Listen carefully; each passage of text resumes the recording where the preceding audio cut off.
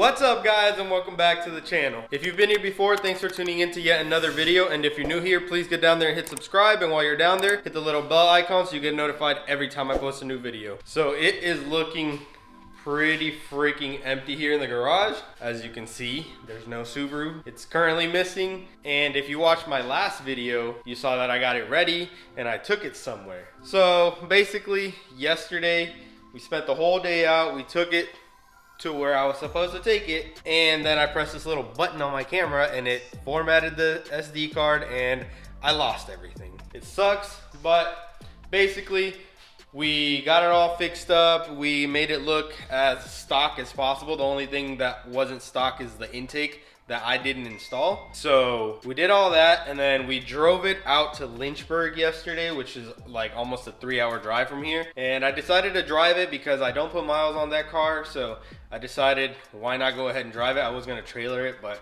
I decided to drive it. Emily brought me back home in the Jeep. So we took it up to the shop over in Lynchburg of this company called Dress Up Bolts. Basically what they do is they produce these high-end bolts to dress up your engine, you know, make it look nice. So basically they don't have a kit available for GC8s. So they asked me if I could bring mine down to them and they can create one. So I took it down there. So they're currently working on it right now. So there should be a kit for your car if you have a GC8 available soon. So I'm doing this for all of us. So that's basically what's going on and why the Subaru is missing right now. Right now, my friend John is coming over because I'm gonna let him explain it to you guys. I don't want anybody to cancel. Tell him what you're doing, John. Taking the coils off and buying an M3. You're trading in the STI. Yeah. You're leaving the Subi gang. I'll be back in a couple years. So basically we're taking the coilovers off and putting the stock suspension on. So if anybody watching, got some coils for sale, right? Yeah, exactly. We got some other small stuff for sale too that I'll put in the description. That way, if anyone watching wants to buy some. These are the same from 15 to 2021 now, right? Yeah, I think it's 2021. Yeah, so if you guys want any parts for your new model Subaru, hit us up. Yeah, got some Fortunatos for you. Yep. Swift springs. Yeah, so we're gonna have this light back here for sale as well. The, what is it called? The Perrin side mount. Side mount For the license plate, yeah. And then stock downpipe, yeah, for all stock all exhaust. the people want to tear it apart. Yeah. Stock downpipe. Yep. All right, let's get to work. All right, so we just got done with the rear. We just have to tighten the back or the top nuts right here. But I like doing that when the car is on the ground. But basically, the wheels are already sagging a lot lower, and the wheels are tucking a little bit more because we took the spacers off. So now it's time to lower it. See if John likes his lifted car now. You like it? Look, the front looks so much better than the back now. Yeah. Why would they even sell this car with it like that? Right? All right, let's do the front. Oh man. So we got it back to stock height. So now it's monster trucking. He's gonna say goodbye to this. Unless I get sad tonight. Yeah, unless you really start to regret it. Yeah, he might be back in a week with, are those V8s or what? Twin turbo V6. Twin turbo V6. Twin turbo inline 6. Inline 6? Oh, okay. Wow, okay. So he'll be back with, well, right now you're at what, 315 horsepower on this? This is 310 to the wheel. 310 to the wheel, so you're gonna be back with like 120 more horsepower. 120 more horsepower, so. And a lot sketchier because rear wheel.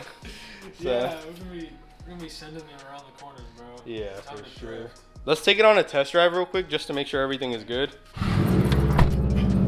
Dude, it really does feel higher already. Yeah, for sure. You have a tire light on? Yeah. It's been on for months.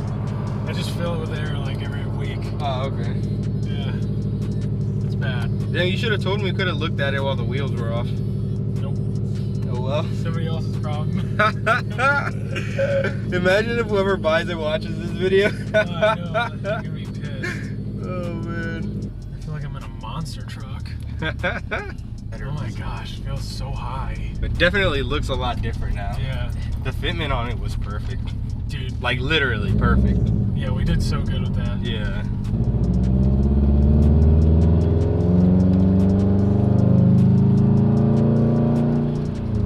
Definitely more body roll. Yeah. You can tell right away. Oh my gosh, it feels so high. Dude, you know what you need to do right before? Didn't you say you've never launched it? Yeah. You need to launch it right before you turn it in. And you need to get somebody to record it and send it to me. So I'm losing a Subi bro, but I'm gaining a Beamer bro, which is fine because I have both. So not a problem. I definitely can't wait to see this M3 though. It's gonna be sick. And it's already lower too. So I've seen pictures of it. The fitment is right already. The looks obviously really nice. I'm excited for him. All right guys, so I realized that video was way too short. So I was at the junkyard with Raul yesterday getting some parts for his E30, and I came across these little, and don't mind my painted nail, being a girl dad, it'll do that to you. But anyways, I came across like a super old BMW. I don't know what it was, like a 5 Series, 6 Series, 7 Series, I don't know. All I know was that it was a super long coupe, and it had these things. These are like the handles or the grips, if you will. So I took them off because I'm going to be taking the door panel off of the coupe. I know I need to replace this part because I broke mine when I was doing the key cylinders. So I need that. And I got these off of an RS as well because the ones in there are tan. So I wanted the black interior stuff. So that black will go perfectly with this black. The only thing is I broke this window crank last time, taking the door panel off, and I found another one, but it's tan as well, and I do want black ones. So I am gonna put this one on just so that it has it, but I think either I'll try to source a black one, I'll paint it black, or I'll go aftermarket. I don't know yet, but I'm gonna throw this on as well. The plan is I'm gonna remove this door panel. I'll have some way of opening the door, but I won't have a way of pulling the door since I won't have this right here. So I'm planning on going like GT3 RS style and just slapping this somewhere so I can just pull on this strap and then close the door that way. The plan on this car is basically just to gut it as much as possible so it could be as light as possible. I know that like 6 Overcrest makes some really nice door panels, and I don't plan on running them, but depending on if this car in the future turns out to be a really nice car, I might consider it, but for now I'm not. The only thing I will consider spending the money on for this car would be my buddy Tyler put me on to 6 Overcrest selling the rear windows that aren't glass, so they're very lightweight. That I think I might do. I don't know when. Might be soon, might not be soon, I don't know, but I am gonna do that for sure.